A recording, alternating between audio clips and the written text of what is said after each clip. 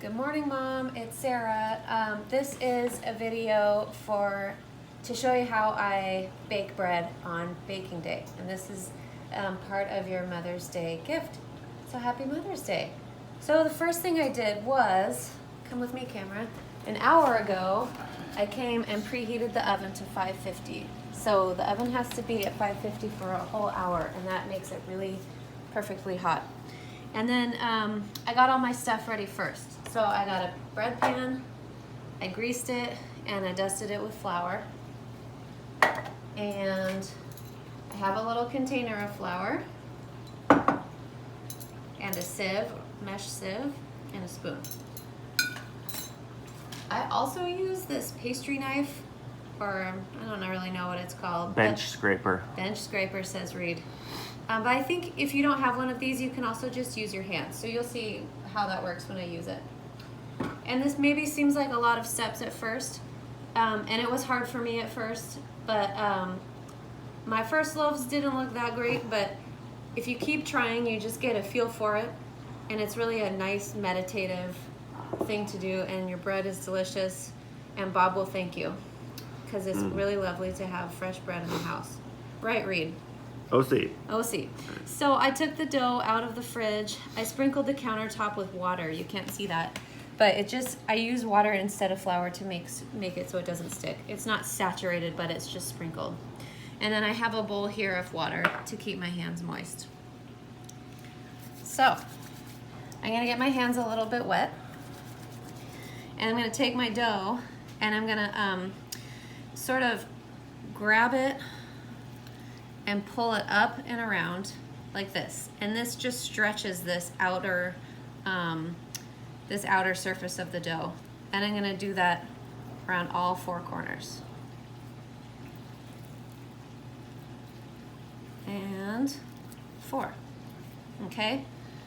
So I've sort of brought it all up and bundled it all up here. So this is the bottom of the loaf. And then I'm gonna flatten the whole thing out and sort of do the same thing.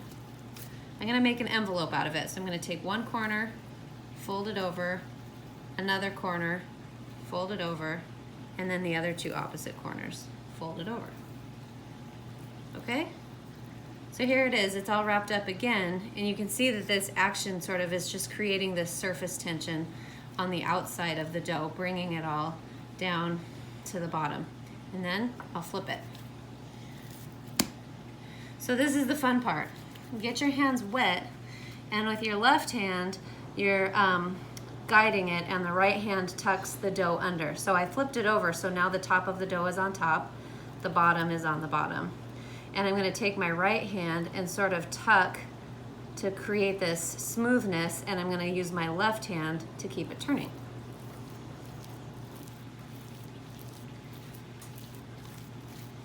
So you can go slow, you can go fast. My right hand is tucking under, and my left hand is keeping it turning, so that it makes a nice, round, smooth, elastic ball. And you can see all the folds are getting smoothed out, and it's becoming a nice uniform shape. And if you get sticky, you can just get a little bit more moisture there.